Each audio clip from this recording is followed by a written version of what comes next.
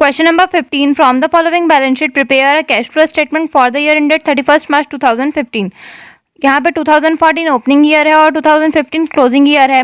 Capital opening year में था 1,25,000 और वो बढ़ के हो गया 1,53,000, यानी कि यहाँ पे प्रॉफिट हुआ है।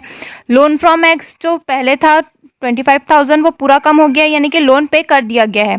लोन फ्रॉम बैंक था 40,000 जो बढ़ के हो गया है 50,000 और क्रेडिटर जो पहले था 40,000 वो बढ़ के हो गया है 44,000।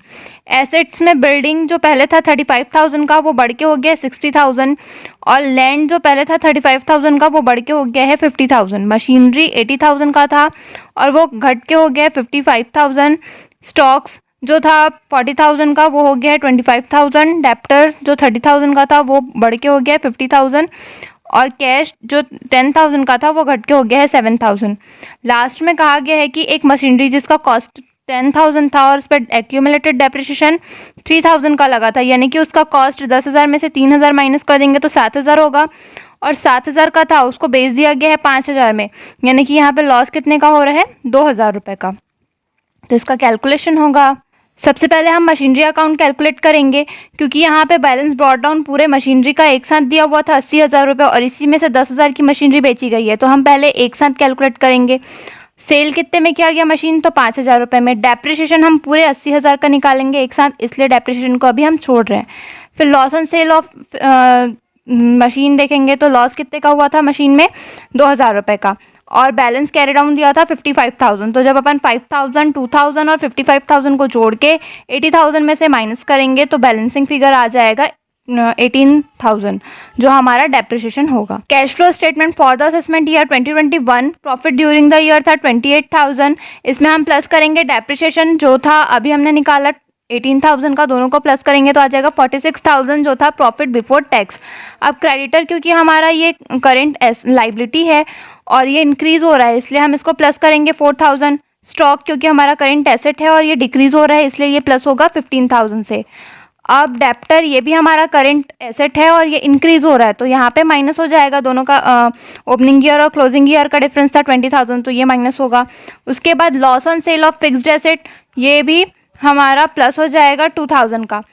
तो जब अपन ये सब प्लस करेंगे 46,000, 4,000, 15,000 और 2,000 और उसमें से माइनस कर देंगे 20,000 तो यहाँ पे हमारा cash flow from operating activity आ जाएगा 47,000। Cash flow from investing activity, building purchase किया है क्योंकि बिल्डिंग यहाँ पे हमारा इंक्रीज दिखा रहा है, ओपनिंग ईयर में कम था और क्लोजिंग में बढ़ गया है तो यहाँ पे हम माइनस करेंगे 25,000। लैंड भी परचेस किया गया है क्योंकि लैंड भी ओपनिंग ईयर में कम था और क्लोजिंग ईयर में बढ़ गया है। कितने से बढ़ा है तो 15,000 से, तो दोनों यहाँ पे हम माइनस में लिखेंगे। अब मशीन सोल्ड हमने किया है, कितने में सोल्ड किया है 5,000 में, तो ये प्लस में आएगा। तो 25,000 और 15,000 को जोड़ के उसमें से 5,000 माइनस करेंगे तो यह हमारा नेगेटिव बैलेंस आएगा 35,000। क्योंकि ये हमारा नेगेटिव बैलेंस है इसलिए हम इसे cash used from investing activity कहेंगे। Cash flow from financing activity, repayment of borrowing जो लोन फ्रॉम एक्स था ये पहले ओपनिंग ईयर में था 25,000 का और क्लोजिंग ईयर में पूरा कम हो गया, यानी कि ये रीपेमेंट हो गया है तो ये हम माइनस में लिखेंगे। अब बोरो किया गया है बैंक से 10,000 रुपये तो ये प्लस में आ जाएगा। तो जब अपन 25,000 में से 10,000 माइनस करेंगे तो 15,000 यहाँ पे नेगेटिव बैलेंस आएगा तो हम इसको बोलेंगे cash used from financing activity. जब 47,000 में से अपन 35,000 माइनस करेंगे और 15,000 माइनस करेंगे तो यहाँ पे बैलेंस नेगेटिव में आएगा 3,000 तो इसे हम कहेंगे नेट डिक्रीज इन कैश क्योंकि ये माइनस में आया है इसलिए इसे डिक्रीज कहा गया। अब इसमें हम प्लस करेंगे ओपनिंग बैलेंस ऑफ कैश जो कि था 10,000 तो 10,000 में से जब 3,000 माइनस करेंगे तो 7,000 आएगा जो क्लोजिंग बैलेंस ऑफ कैश होगा। Question number 16. From the following comparative balance sheet of a company, prepare a cash flow statement by indirect method. तो यहाँ पे 2014 जो ओपनिंग ईयर है और 2015 दिया हुआ है जो कि क्लोजिंग ईयर है। शेयर कैपिटल दिया हुआ है, ओपनिंग ईयर में था 2,45,000 जो बढ़ के हो गया है 2,60,000, यानी कि यहाँ पे शेयर इशू किया गया है। स्टेटमेंट ऑफ एसपीएल यानी कि प्रॉफिट और लॉस का दिया हुआ है, पहले साल में प्रॉफिट था 45,000 और बढ़ के हो गया 75,000, यानी कि इस साल प्रॉफिट कितना हुआ है 30,000 का। मॉर्टेज जो पहले कुछ भी नहीं था वो बढ़ के हो गया 15,000 का। ट्रेड पेबल जो पहले था 22,000 का वो घट के हो गया 10,000। एसेट्स में non current asset land and building वो पहले भी 1,40,000 का था और अभी भी 1,40,000 का है। प्लांट जो पहले था 85,000 का वो बढ़ के हो गया 1,15,000, यानी कि यहाँ पे प्लांट परचेस किया गया है। करेंट एसेट में इन्वेंट्री जो पहले था 30,000 का वो घट के हो गया 18,000। ट्रेड रिसीवेबल जो पहले था 42,000 का वो बढ़ के हो गया 57,000।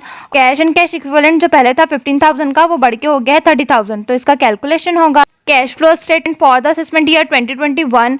Profit during the year SPL का डिफरेंस था 30,000, यही हमारा प्रॉफिट होगा, इसे ही हम प्रॉफिट बिफोर टैक्स भी कहेंगे। ट्रेड पेबल हमारा करंट एसेट है, ये डिक्रीज हो रहा है 12,000 से, इसलिए हम इसे माइनस करेंगे। इन्वेंट्री हमारा करंट एसेट है और ये डिक्रीज हो रहा है, इसलिए ये प्लस होगा 12,000, इसका डिफरेंस था। ट्रेड रिसीवेबल ये भी हमारा करंट एसेट है और ये इंक्रीज हो रहा है, इसलिए ये माइनस होगा 15,000 से। तो जब अपन 30,000 में 12,000 प्लस करेंगे और 12,000 माइनस करेंगे, 15,000 माइनस करेंगे, तो यहाँ पे 15,000 आ जाएगा cash flow from operating activity. अब हम कैलकुलेट करेंगे cash flow from investing activity. तो इसमें परचेस ऑफ लैंड, सिर्फ लैंड परचेस किया गया था जिसका डिफरेंस कितना था 30,000 का, तो यही हम माइनस करेंगे, तो हमारा cash use from investing activity आ जाएगा 30,000।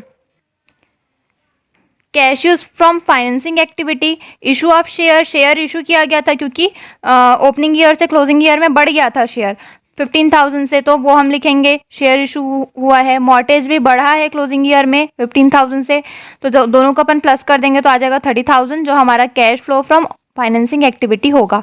अब जब अपन 30,000 को प्लस करके 30,000 माइनस करेंगे तो 15,000 ही आएगा, जो हमारा नेट इंक्रीज इन कैश होगा। इसमें हम प्लस कर देंगे ओपनिंग बैलेंस ऑफ कैश जो कि था 15,000, तो दोनों को प्लस करने पे 30,000 आ जाएगा, जो होगा क्लोजिंग बैलेंस ऑफ कैश।